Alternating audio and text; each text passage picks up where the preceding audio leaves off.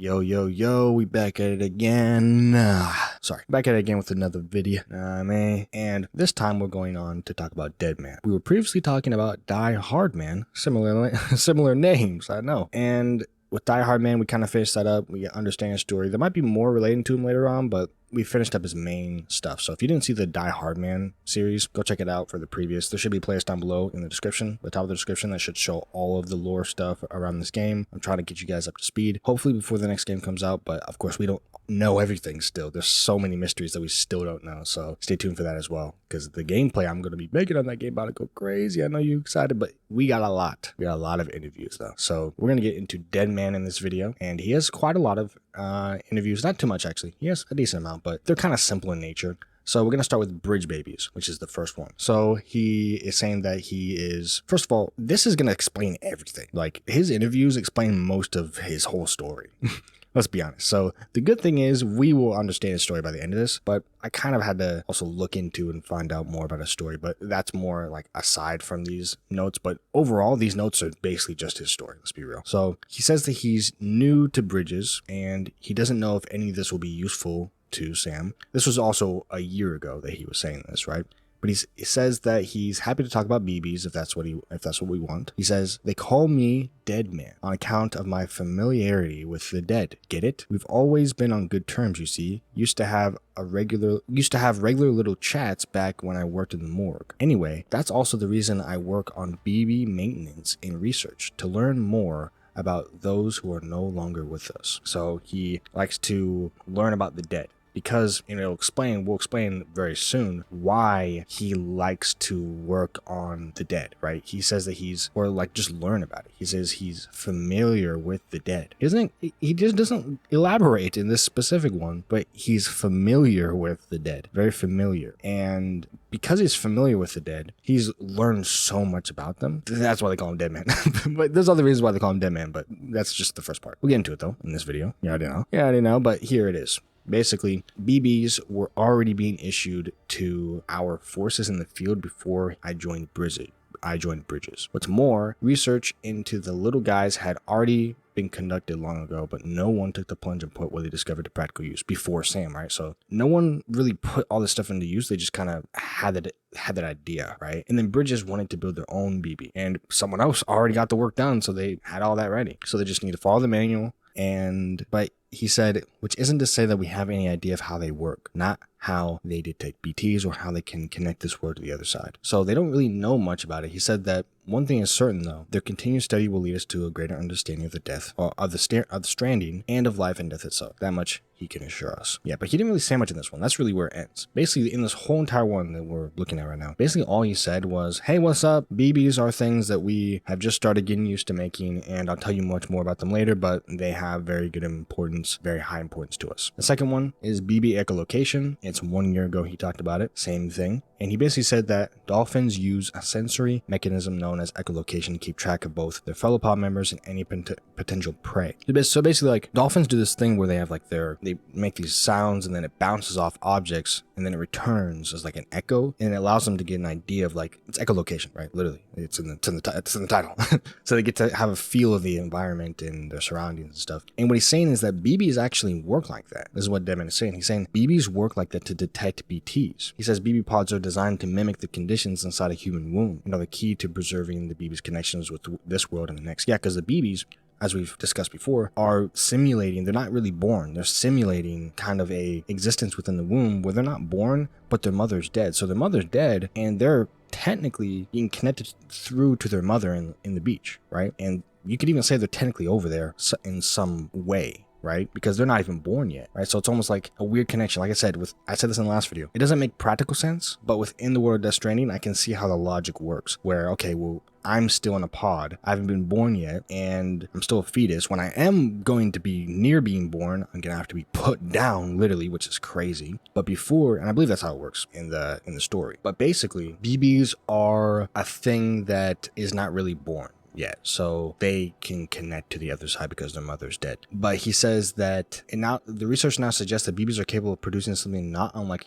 a dolphin's sound waves. These pulses travel through the amniotic I think that's how you say that, fluid, and out to the other side, bounce off BTs and return as echoes, allowing a BBT, or sorry, a BB to ascertain, these big words today, the location of threats. Pretty cool, right? Hey, they're using echolocation. That's why they're able to find these, these BTs, right? And they use the Odra deck, I think it is, that like goes dong, and it like scans your scanner, right? It connects to your scanning, and your scanner is like detecting these things through that connection with the BB, right? And then with that, they can connect to the beach and detect those BTs. So he basically just explained how they detect them just simply through that, right?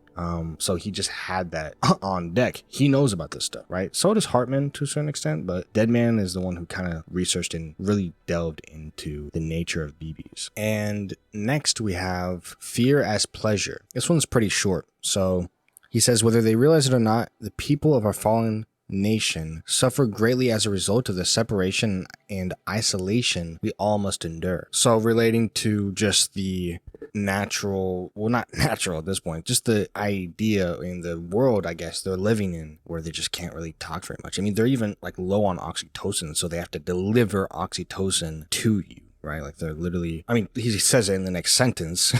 He says that's why oxytocin supplementation is so vital. And this is so short, I might as well read the rest. However, not all of us require it to survive. In fact, recent studies have shown something very interesting indeed. An increase in the number of people who regard fear not as a stressful experience to be avoided, but a pleasurable one to be sought out. In humans, the amygdala regulates the emotional responses to fear and pleasure, inducing stimuli, right? So he's saying the amygdala, it regulates fear and pleasure-inducing stimuli in the same place, right? Some scientists theorize that because these contradictory emotions are processed by the same region, we may have the capacity to convert I said that wrong again. Capacity to convert one into the other. Say it right. Sorry. Conversely, were the two governed by different parts of the brain, such a transformation would be impossible. So he's trying to say that there's an idea of, I don't know if it's actually seriously scientifically backed, but there's an idea of this connection between fear and pleasure. I personally don't agree because, I mean, even he said it, they're very contradictory, but I guess you can kind of see how there's the idea of like you have fear and then you have pleasure coming. I guess you have to think about what they mean by pleasure, right? But pleasure coming outside of fear. Once you're done with fear, pleasure comes back. Again, pleasure sounds almost sexual in nature. Like it sounds superficial. I don't know. The word usage there. Do you just mean happiness or something? I don't know. Pleasure seems like it's more bad, I guess.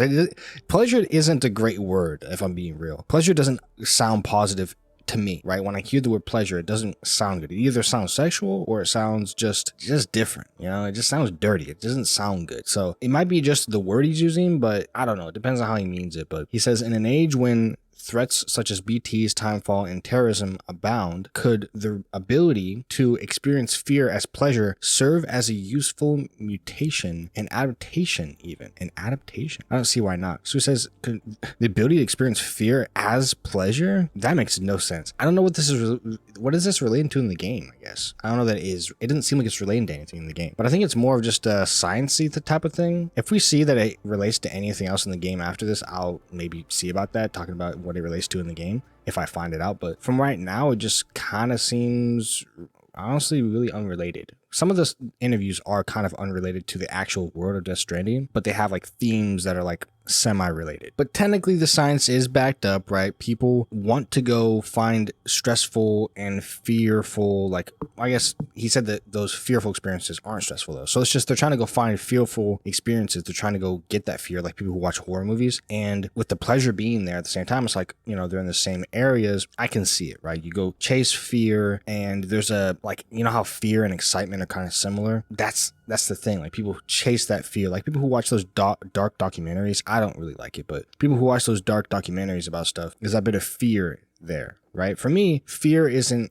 a thing. I guess I'm more looking at like dark stuff, like with, let's say, like Death Stranding, like the, I guess, quote unquote scary moments. This game's not really scary, if I'm being honest, but let's say BT moments, right? Those moments, those, like, let's say you are scared, the fear that you might get from the moment, you're searching for it, right? You're trying to find it for the pleasure of the game, right? But what I'm trying to say is, for me, I'm not actually afraid of it. I'm seeking it out because it's fun. Others are kind of seeking it out, like you watch a horror movie, you're like, okay, I'm seeking it out because I want to find the, I want to go and have this experience, and I'm going to have like an excited, pleasurable experience, right? For me, it's not pleasurable. It's just, oh, it could be fun, right? You know, a little fun, watch a horror movie, cool. You know, it is what it is, right? But for the most part, I'm not really excited to go watch a horror movie or engage in fearful stuff. People live for that. They live for like, I want to go to haunted houses.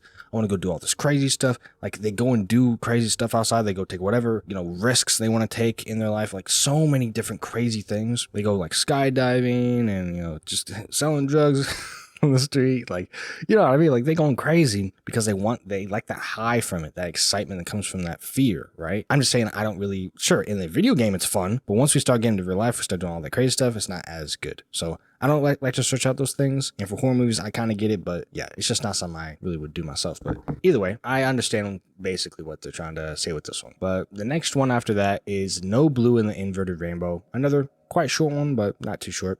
He starts by saying that we humans are complex multicellular organisms. 60 trillion cells inside each one of us. Okay, that's pretty crazy. He said, how many of these cells need to die for us to be considered a dead person, or consider a person dead? How many of your cells have to go kaput before it's like, okay, he's dead, right? For most people, I believe, even for a lot of people scientifically, it's like, okay, once your brain is dead, that's when we consider you dead, right? But he says, are there any cells in particular which determine whether a person is alive or dead? He said they're academic, of course. He said exact point of death can't be calculated using cell counts. No one can deny the existence of degenerative diseases that gradually destroy more and more cells, leaving the victim effectively half dead, right? But he said, what about me? Most of my organs have been harvested from other people. They still work, of course, but could their original owner have been said to be alive? I don't really know. So it's like the idea of like organ donors, like you put your organ into someone else. Well, are they maybe a part of you? You're a part of them. Like, is a little bit of you part of them, right? Are you getting someone from someone who's technically half dead? Like, it's an interesting thing to think about. I think that's kind of semantics and kind of just whatever. I mean, I don't think it matters too much, but it's an interesting thought. I guess it's definitely interesting to think about. And then he says, have you ever heard of a fun little experiment they once did with roundworms called C. elegans? These creatures are notable for glowing bright blue when exposed to UV light, but only when they die. It seems to be a reaction from the we're going through it today. Crazy. Anthranylic acid within the organism. They giving me the big words today. And it's known as death fluorescence. Yep, that's right. Blue is very much the color of death, it seems. So yeah, like that's the color. I mean, that's honestly pretty cool. The fact that they only glow bright blue, right, when they die, that's almost poetic in a way. And when they die, they have that acid like happening to be like a reaction like with that acid. That's really just like acid reflux. Okay, sorry.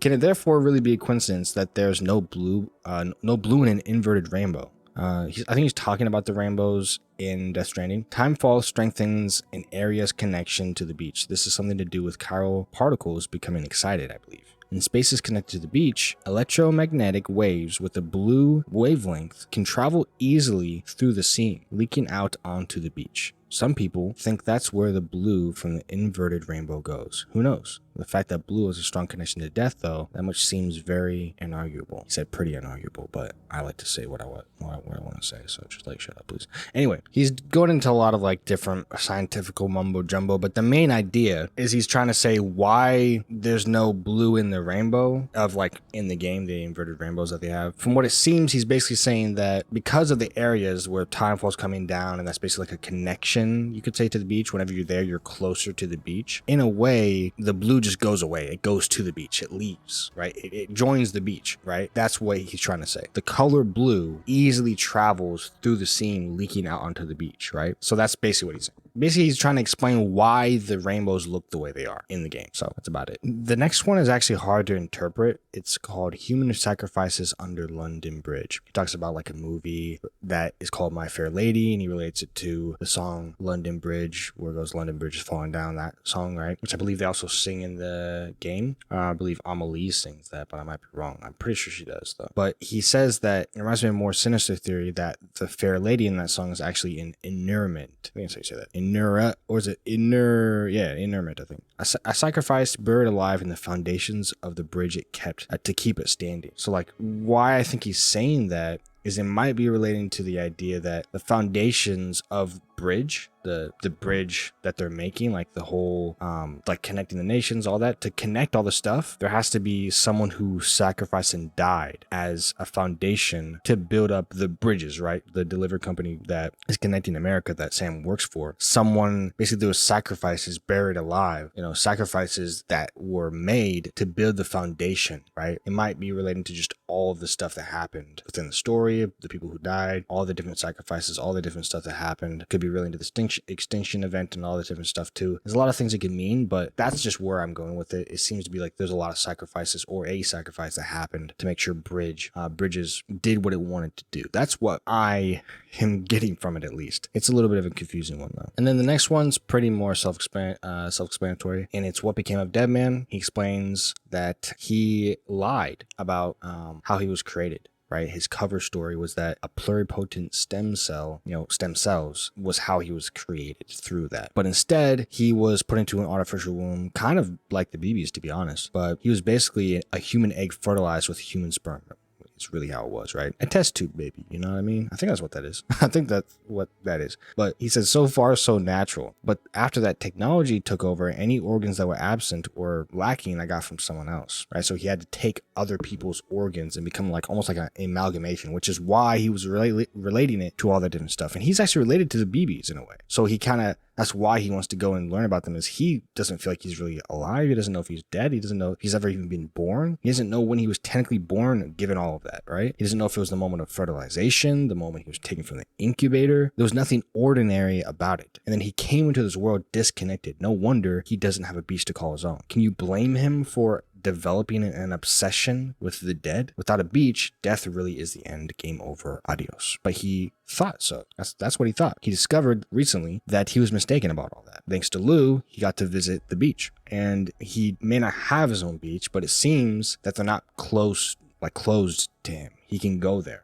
As long as he's connected to someone who's connected to the beach. So it's no more than a space between life and death. It's like a physical, spiritual. I don't think it's physical, but it's spiritual at least. Lacking one doesn't mean you're not alive. I mean, he's definitely not alive. Or sorry, he's definitely is alive. I think, even though his name is Deadman. If anything, not having your own just means that you're already connected to everyone in this world. It's quite the epiphany, and it certainly put a great many worries of his in perspective. So yeah, he's happy about that, just knowing that he can at least interact with it. And there's a bit of a uniqueness about his life where he doesn't really have parents that he really has knowledge of. Even he doesn't have like that family background, as he was literally born in like an artificial womb, right? Literally like the BBs, pretty much. He's technically a BB if you're being real. If we're being real, just like Sam. They're both the same. Sam was also born in an artificial womb. They didn't actually mention that, but technically, yeah. He was also born in like pretty much the same like place, the same way. So for him though, for Deadman, it made him develop an obsession.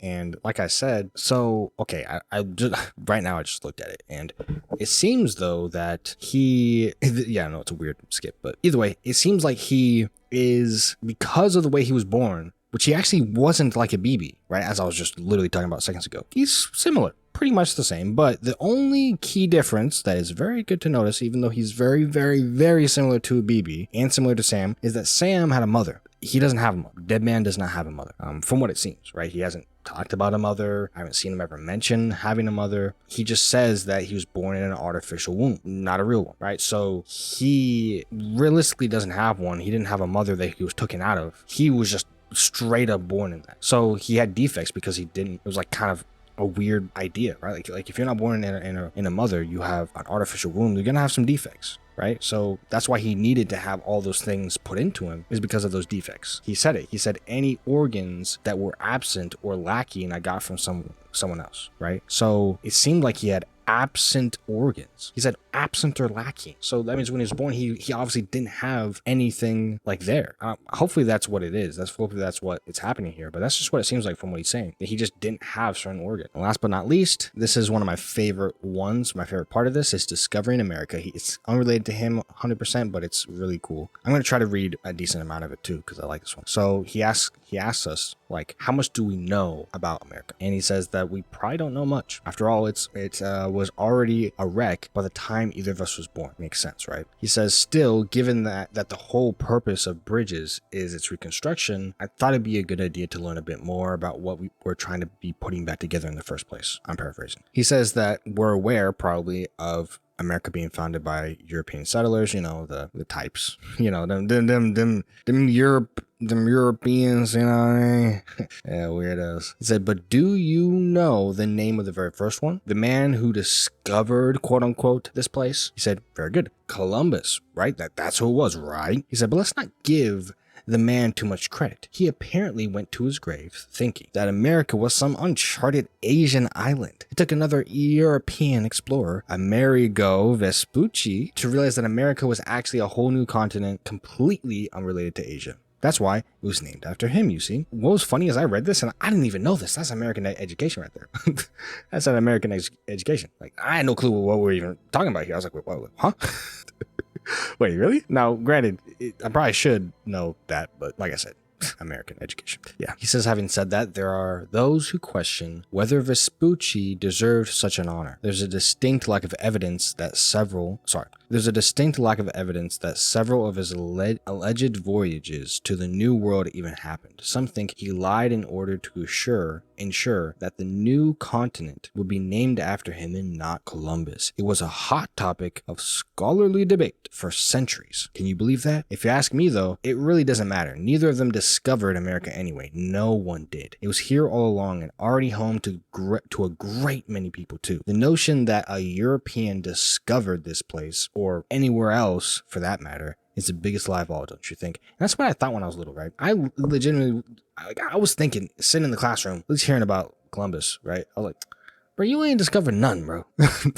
Especially when they're like, I think they did teach us this in the classes, but they're like, yeah, he didn't really discover it. There were people here already. And I remember distinctly that he thought he was gonna go find Asia, and he's like, this is Asia. And he's like, India, Indians, right? But it's like, no, they're not Indians. I don't know where we got that idea. Even nowadays, when I was little, I was calling them Indians, but no, they were just Northern Americans, or they would call themselves whatever they wanted to call themselves. But a general fine term is Northern Americans. But if I'm being honest, not even that's a good term. It's got to be whatever term they want to generally, actually be called, right? Whether it's based on their clan or faction, whatever you want to call it, whatever it is. I feel like they got to have their own name for their I guess, peoples.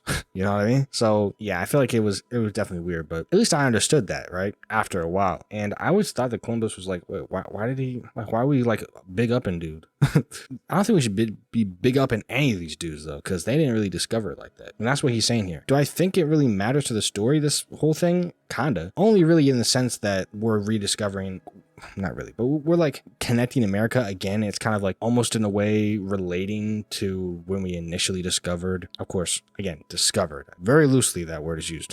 But we came here too. And we discovered, as in we unearthed this place for our own minds. We saw it for the first time, at least, right? At least we did. The ancestors, our ancestors and the people who came here and started building colonies and stuff, right? After the people who were originally here. But technically, yeah, they wouldn't have saw everything. And yeah, I think we were not the first, but we were at least some part of it, whatever. Point is that Sam and also Bridges was doing the same thing, right? They're doing the same thing about discovering different stuff, but also not just that, connecting. The main part being connecting these different places, just like those colonies and just like the early discoverers went across and was connecting everything. You could even call them early connectors. They were the early connectors. And we, as Sam, are also connecting, right? Which is what Deadman was also helping us do. Now, Deadman's full story is kind of simple. There's some stuff within the actual story, like him getting closer to Lou. When he was learning to care about Lou, he was fine with Lou dying at first, I guess you could say. Well, at least he was saying, hey, you should probably throw Lou in the incinerator, but of course Sam didn't do that. But later on, it seemed like he really warmed up to Lou. And also, Deadman was the person who literally went to the beach and of course, remember, he's the one who apparently can't go to the beach very often, but he said he was able to go to the beach, right? In the last one, we were just talking about that, how he said he was actually able to go to the beach. He said thanks to Lou, he got to visit the beach, right? And that makes sense. It makes sense that he was able to visit the beach through Lou, and he was the one who actually came over and saved us. So that is cool. that he was able to really go over there and like build these connections not only with Lou but with Sam. He came over to save Sam as well after like he was gone for like months in the real world, I believe. So yeah, I mean, Deadman came over, saved us, and that's really kind of where a story sort of ends. I mean, we don't really see what else happens so far unless he's in the second game. But they seem to have a lot of new characters, so he might not come back. But so far, it seems like he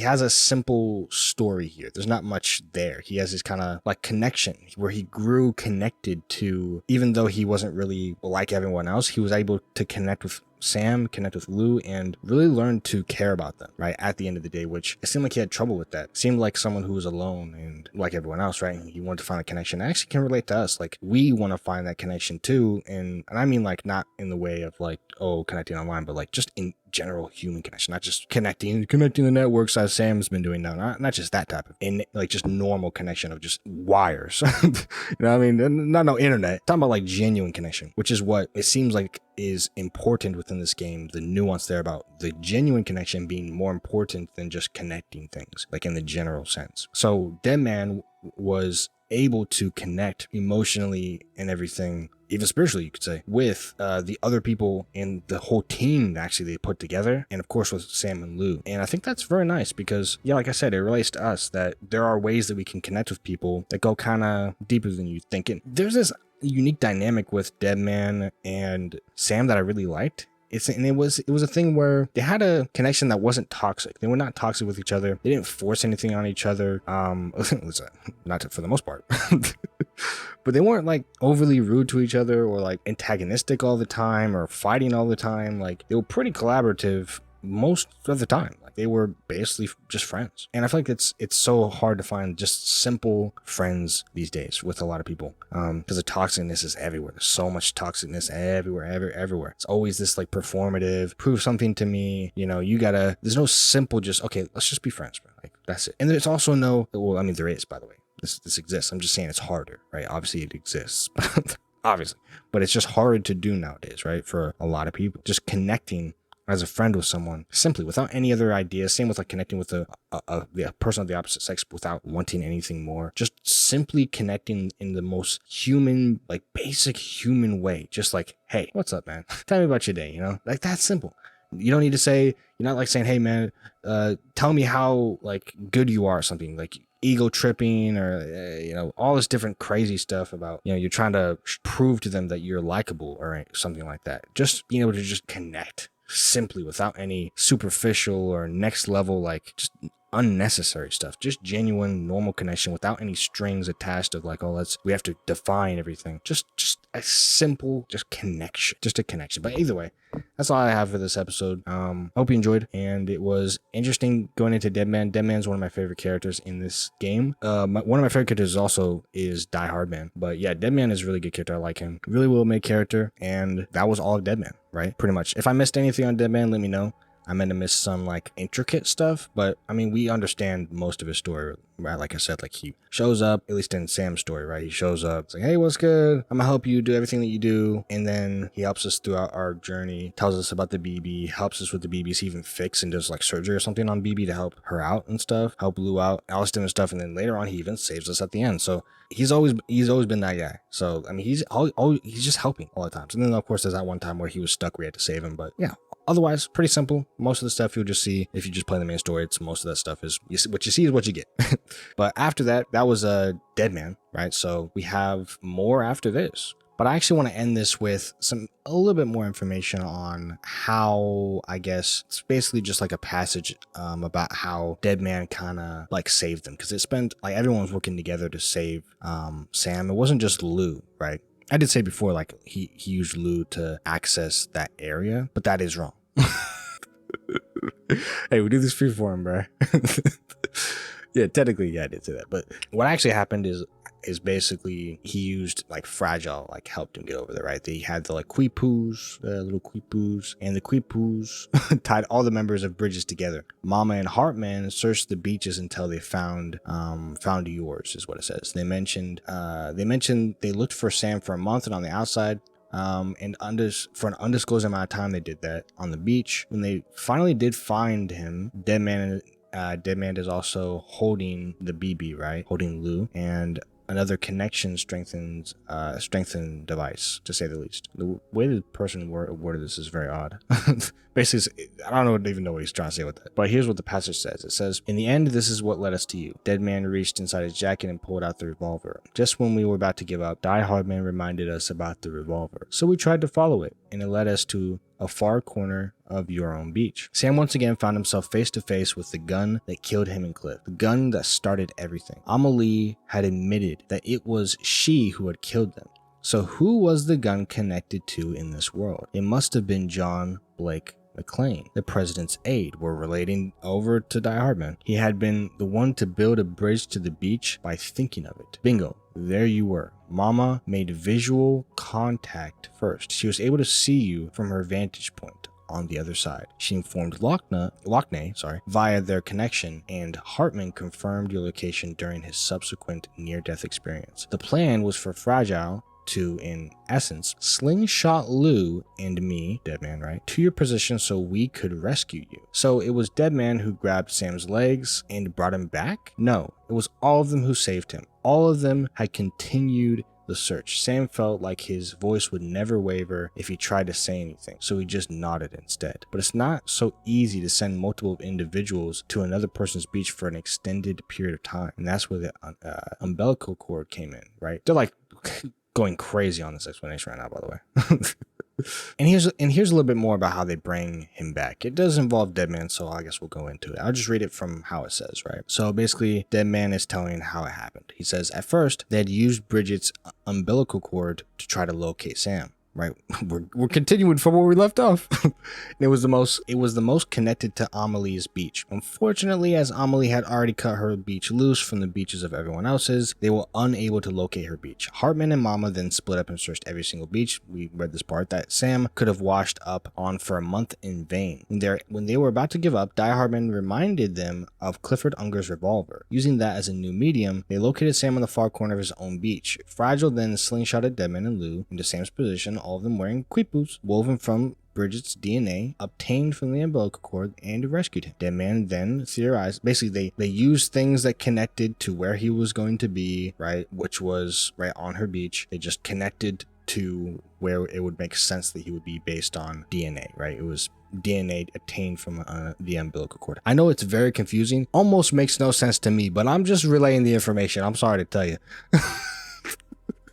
Deadman then theorizes that Bridget, Kojima game by the way, Deadman then theorizes that Bridget had purposely left both the umbilical cord and the revolver such that Sam could be saved. He then envelops Sam in a great bear hug, one that Sam passively accepts for telling Sam another piece of news. BB's mother was Lisa Bridges, Cliff's wife. He also says that Die Hardman, whose real name is John, ran stabbed to Cliff's death and was later found dead. However, John had actually, sorry. Yeah, that actually pissed me off. Taken up a new identity and donned a mask. Deadman, upon spying Die Hardman walking down the corridor, then whispers Sam. Okay, so this just goes into that whole scene. This is explaining the scene, right? What happened? So yeah, basically they just did a whole bunch of beep boop bop boop bop weird stuff, and then Fragile, quote unquote, it doesn't even explain what it is, just quote unquote slingshotted Deadman and Lou. But from what I remember from the game, Lou was just there as like emotional support or something like that. But yeah, Lou was just part of the mission, you know. It was part of the mission. So what I said before, we really discovered stuff right now. That's crazy. What I said before about like Lou literally being part of helping him get there doesn't make sense right now, because from what I'm seeing, it seems like Lou's connection to the beach had nothing to do with anything, bro. Literally nothing. Literally had nothing to do with anything. But yeah, like I said, what became of Deadman, it says, going back to what it said in that one, he said, I was mistaken about all that. He says, thanks to Lou, I finally got to visit the beach. When I read thanks to Lou, I was like, oh, so he got to the beach because of that? Because of Lou? Right? So it is definitely confusing the way it talks sometimes. It's like, okay, thanks to Lou, I finally got to visit the beach. But it's like, but Lou didn't put you there. Lou didn't say, here, come with me. It was Fragile. She slingshotted him over there. So yeah, it is a little bit confusing, but that's kind of the brush up on that. Because what actually made him, or made them be able to find him, was the idea of, it was like Bridget's DNA obtained from the umbilical cord. Right, which is literally Bridget's umbilical cord, which of course, as we remember, is like the attachment to the beach and stuff. So yeah, it is definitely confusing, but that's kind of just how it is. So even though that's how they found him, but they got out by Sam basically going through the same you know, coming through like how you can be revived and stuff like that, and then just coming back to life. You know, he just got revived. Yeah, but like I said, it seems like Lou was just kind of like an emotional support. Now, I said this was the end of the video. I kept talking like it was, but I obviously don't want to make this video too long. It's already long enough for this character. But Deadman is actually, his story may be simple, but it actually is definitely also important in the way that he has a connection to the, like a beach. Like his connection to the beach helps Sam realize that Lou is not just a child, but a manifestation of his own past, particularly his lost wife and unborn child. So like he's helping him understand that, come to terms with that. He's like related to that whole event. Also, when Deadman and Sam connect on the beach, Sam notices how Lou is fond of Deadman, and they no longer share memories, suggesting a connection between them. So Lou is just fond of Deadman as well, right? And I actually have more information as I keep going on. I had to remember this too, and it's that they eventually really found the right beach that he was on because of Die Hardman's guns still being there from when they were there before. So yeah, and there was like an intervention with Lou. So Lou was there as like a way to help him get out, like emotionally and everything, but he didn't actually transport him there, right? As it seemed like I said, it's a big thing I'm trying to harp on. It seemed like that when I was reading his notes, it said that it seemed like he got there because of Lou, but no, he did not get there because of Lou. So let's try to simplify it though, real quick though. So basically just they went to beach, purgatory place, because of connection thing, blood DNA thing, connect to beach thing.